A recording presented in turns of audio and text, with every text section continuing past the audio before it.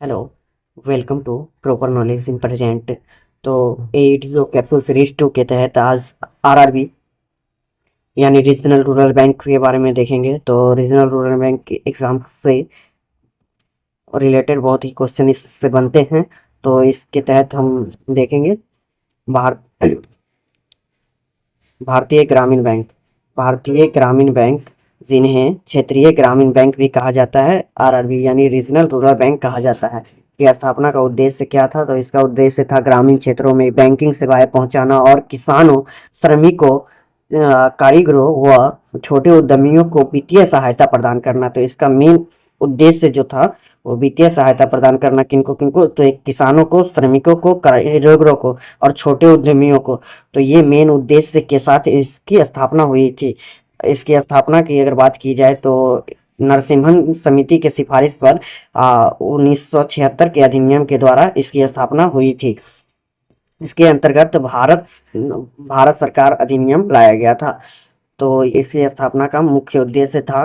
और क्षेत्रीय ग्रामीण बैंक की अवधारणा की अगर वैश्विक पहचान दिलाने में महत्वपूर्ण भूमिका निभाया तो वो मोहम्मद यूनुस ने महत्वपूर्ण भूमिका निभाई, जिन्होंने ग्रामीण बैंक बांग्लादेश की स्थापना की, जिसके लिए उन्हें नोबेल शांति पुरस्कार भी मिला। कितना में मिला उनको? 2006 में मिला। ग्रामीण बैंकिंग माइक्रो फाइनेंस के माध्यम से गरीबों को आत्मनिर्भर बनाने के लिए इन्हें दिया गया था।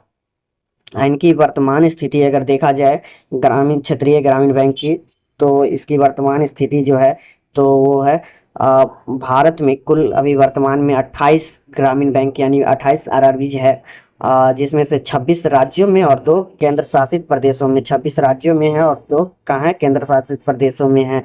जिन राज्यों में नहीं है, 28 राज्यों में से जिन 2 राज्यों में नहीं है वो है एक सिक्किम, दूसरा है गोवा।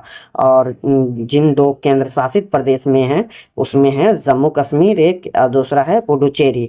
बिहार में वर्तमान में 2 क्षेत्रीय ग्रामीण बैंक को एक कर दिया गया विलय करके, जिसका मुख्यालय हेडक्वार्टर यानी हेडक्वार्टर कहाँ है? तो हेडक्वार्टर इसका पटना में है।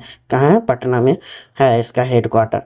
तो अब पूंजी योगदान यानी शेयर होल्डिंग जो एग्जाम में पूछे जाते हैं और कि बीपीएससी, यूपीएससी अदर एग्जाम में पूछे जाते हैं कि आरआरबी में केंद्र सरकार का शेयर कितना है? तो केंद्र सरकार का 50% रहता है और राज्य सरकार का 15% जो सबसे कम रहता है, और प्रायोजक बैंक का 35% जो सेकेंड स्थान पे है। प्रायोजक बैंक कहने का मतलब जैसे जो भी प्रायोजक बैंक है, जैसे पीएनबी, एसबीआई आदि जो भी बैंक है प्रायोजक बैंक, उसको सेकेंड नंबर पे शेयर होल्डिंग के क्रम में है।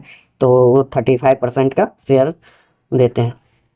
अगर ओवरऑल देखा जाए तो आ, निष्कर्ष के तहत तो ये भारतीय ग्रामीण बैंक देश की ग्रामीण अर्थव्यवस्था की रीढ़ मानी जाती है। ये बैंक किसानों, स्वयं सहायता एसएचजी और ग्रामीण उद्यमियों को आर्थिक रूप से सशक्त बनाने में महत्वपूर्ण भूमिका निभा रहे हैं। तो ये हर एग्जाम में महत्वपूर्ण इससे क्वेश्चन बनते हैं जो आप बार बार देखते रहेंगे। हाल ही के एग्जाम में भी पूछे गए हैं कि वैश्विक पहचान दिलाने में महत्वपूर्ण भूमिका किसने निभाई, जिसके लिए उन्हें नोबेल पुरस्कार भी मिला था? तो वो मोहम्मद यूनुस थे। तो इसे आप बार बार रिपीट करके देख लें, जो हर एग्जाम के लिए महत्वपूर्ण है।